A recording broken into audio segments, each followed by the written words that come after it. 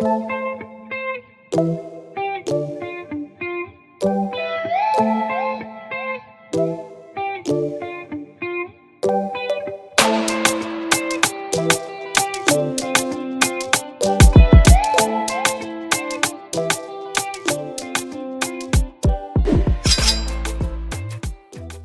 are always up. We always have our barriers, right? Whether we're boxing, wrestling, jiu-jitsu, judo, we're always here. So that way if he charges in, I'm able to control, grab the back of the head, whichever side I'm gonna use, and feed it into my guillotine.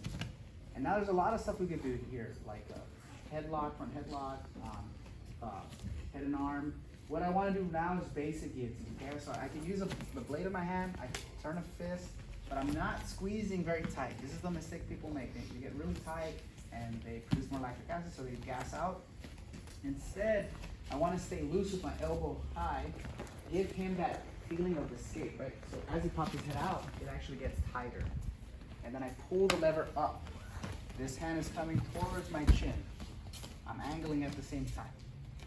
Okay, so it's a very basic self-defense technique, all right? Now, if we're gonna go to more competition, he goes for a single, or exactly, right? Or I start pulling guard and we start ending up. Now we have to be even more technical because the guy knows the escapes, knows what he's doing. And so we're gonna use a different grip. I can cup the chin. I can also put weight heavy on my, like right beneath where my tricep kind of meets my lat. I'm pulling deep and I can finish here as well, right? Another option, my hand, if you notice, was doing this. You could also do like a Marcelo team. Here. This is good. This is better. Why? Because of the grip. So if I have him here, he's going for a single, or maybe I pull guard or whatever. Now I catch the Marcelo team. My elbow's high, and then look, super tight. And I could do that here. I could do it from a guard pull. He comes in, I grab, boom. We here have a regular guillotine. Here I have Marcelo team. You could tell by my elbow. The elbow's hidden, the elbow's showing. And when you see this, this is when you know it's very tight. Because then I pull. Okay. Also, can do with the head and arm. The advantage of the head and arm is he can't defend. Here he can defend with the bump right here, right?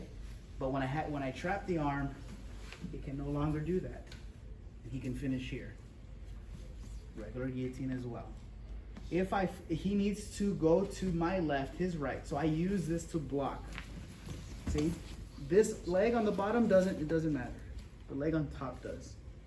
So even if he's on my right side, almost like in side control, right? Like this, doesn't matter. He's on the wrong side. So as long as I have this leg block and I angle so there's more distance for me to arch my back, even better. Okay? And so you can learn to use these techniques by staying relaxed. Because you cannot guillotine if you're tense, right? You're like flexing and you have to stay relaxed. Go for your takedowns. He goes like a rubber band. It's elastic, and then right before that, it pulls tension and it goes far, right? So same thing, as he comes in, I pull that guillotine here or here. And you'll catch it fast. So this is a very good self-defense. This is why like a lot of people got really good, especially like the early 2000s. Marcelo was one big guy for ADCC. Wasn't very big, but he would always go to his Marcelo team with the high elbow guillotine. He would get it a lot. You see it a lot in MMA. They're fighting, they're scuffling, they're tired, they're against the cage. He drops his head too low, he gets caught. I've seen it way too many times too in tournaments. The guy's up on points, he's winning. He gets super like, I want to just keep dominating. He goes in, gets caught in the guillotine by a guy who's getting destroyed. And, metaphorically and like physically, he's like all gassed. He get guillotine, he looks at the ref like, what just happened? He tapped, So this is a very, very good technique, and we have to really practice it.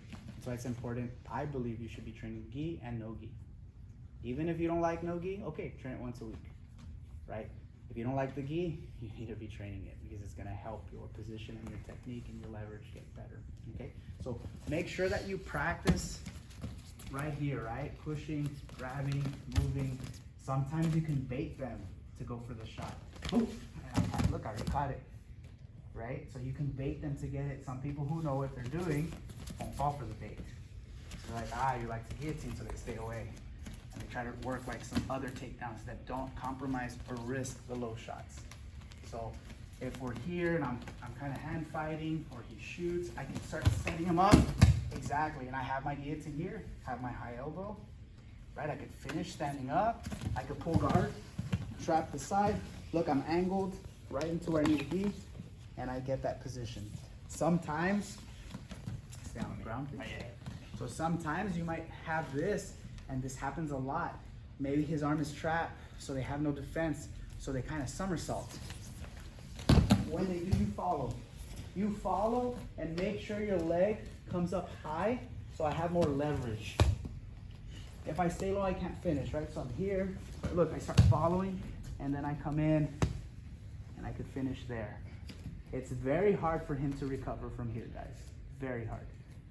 And then some other options, if I want to pass, let's say I feel I don't have it, maybe his chin is tucked too tight, yeah, I lost it. Then I'll just get head control, free pummel, come back, and get my side control. That works too. Or if I'm in his half guard, he's on his side, I cup the chin, I put my knee right on his hip so he can't come up. That's blocking him, and I have the guillotine. So then again, I can come forward, I can pass this way, I can finish the guillotine, or I can even pass this way. Re-pummel the arm, because he cannot come up. I don't care what he does, he can't, because I have the underhook and I have the head control. And then I can straighten him out. Here I can't finish. If I want to finish the guillotine, then I come back and step over and finish here as well. Notice I didn't have to get as high. I can get shallow. So there's a lot of things we can work from this position. So let's do standing with a guard pull, and then on the ground when they somersault. Are there any questions? We're good? All right, let's do this. 1, 2, 3.